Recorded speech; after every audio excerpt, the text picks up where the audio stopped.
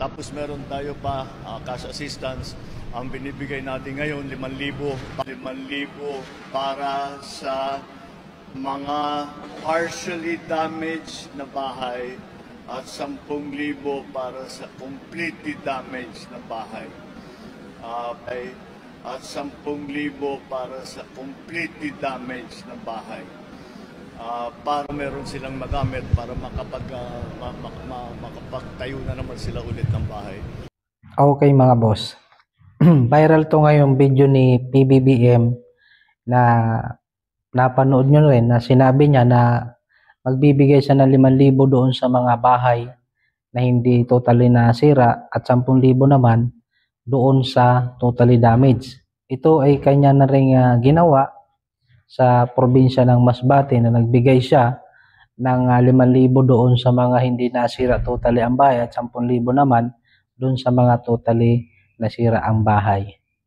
So mga boss, doon sa mga vlogger, content creator, huwag nyo naman sanang lagyan ng ibang motibo o salita o kaisipan itong sinasabing 10,000 na ibibigay para makapagpatayo ng panibagong bahay. Ang linaw naman yan mga boss, di ba?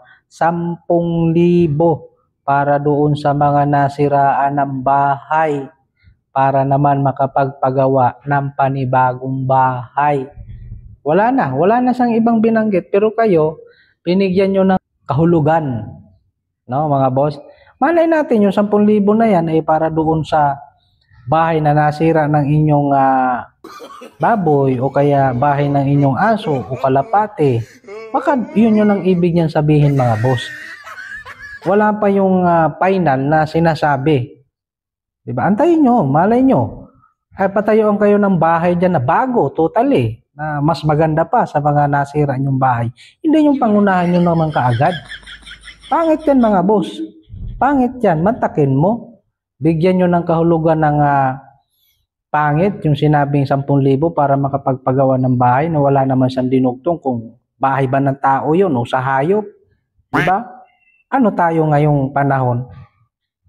1980s pa rin? Kahit sabihin natin 1980s mga boss, yung 10,000, hindi ka makapagpatayo ng bahay.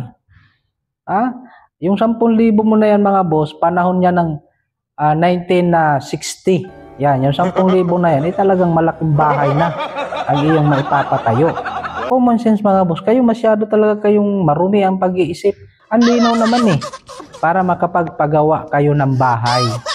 Yun lang, wala na, period. Walang sinabi na bahay ng tao.